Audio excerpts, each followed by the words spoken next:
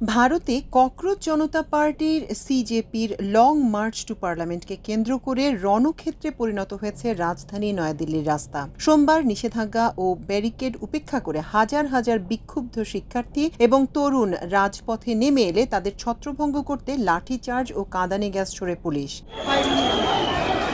মূলত মেডিকেলে ভর্তি পরীক্ষা নিটে অনিয়ম ও দুর্নীতির অভিযোগে ভারতের কেন্দ্রীয় শিক্ষামন্ত্রী ধর্মেন্দ্র প্রধানের পদত্যাগের দাবিতে এই আন্দোলনের ডাক দিয়েছিল সিজেপি। সোমবার সকাল থেকে সেন্ট্রাল দিল্লির প্রধান বিক্ষোভস্থল যন্তর মন্তরে জড়ো হতে থাকেন হাজার হাজার তরুণ আন্দোলনকারী। মিছিল নিয়ে তারা পার্লামেন্টের দিকে এগোতে চাইলে ও একাধিক স্থানে বসানো নিরাপত্তা ব্যারিকেড ভেঙে ফেলার চেষ্টা করলে পুলিশের সঙ্গে ধস্তাধস্তি শুরু হয়। এতে বেশ কয়েকজন আন্দোলনকারী ও পুলিশ সদস্য সামান্য আহত হয়েছেন।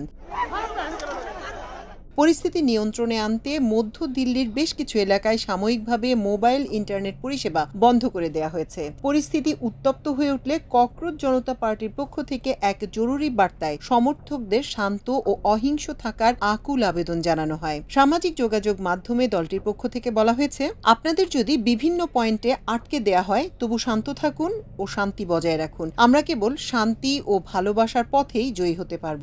এর আগে গত রোববারই দিল্লি পুলিশ এই পদযাত্রার অনুমতি বাতিল করে ও পুরো এলাকায় ৫ বা ততোধিক ব্যক্তির যে কোনো ধরনের জমায়েতের উপর ১৪৪ ধারা জারি করে।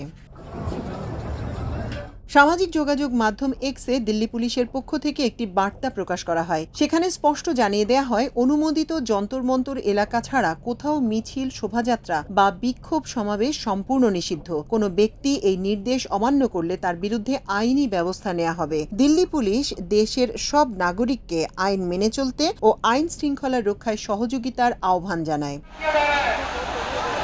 এদিকে দিল্লির যন্তর মন্তর এখন রূপ নিয়েছে ক্ষোভের আগ্নেয়গিরিতে। অধিকার কর্মী সোনম ওয়াংচুক ও ককরোচ জনতা পার্টির ডাকে আয়োজিত সংসদ চলো আন্দোলন ঘিরে রাজধানী জুড়ে কড়া নিরাপত্তা ব্যবস্থা গড়ে তুলেছে দিল্লি পুলিশ। এরই মধ্যে সিজেপির প্রতিষ্ঠাতা সভাপতি অভিজিৎ দীপকে তুলে নেয়ার অভিযোগ উঠেছে নিরাপত্তা বাহিনীর বিরুদ্ধে। তবে তার আগেই সহযোদ্ধা আন্দোলনকারীদের ভারতের ইতিহাসে সবচেয়ে বড় পদযাত্রার জন্য প্রস্তুত হওয়ার আহ্বান জানান তিনি আরও বলেন, আজ দেশের চারপাশ থেকে মানুষ ছুটে আসছে। যন্তর মন্তরের সংযোগকারী ৪টি পথই এখন কানায় কানায় পূর্ণ। এই জনস্রোতকে থামিয়ে পার্লামেন্টে যাওয়া আটকে রাখার ক্ষমতা কারো নেই।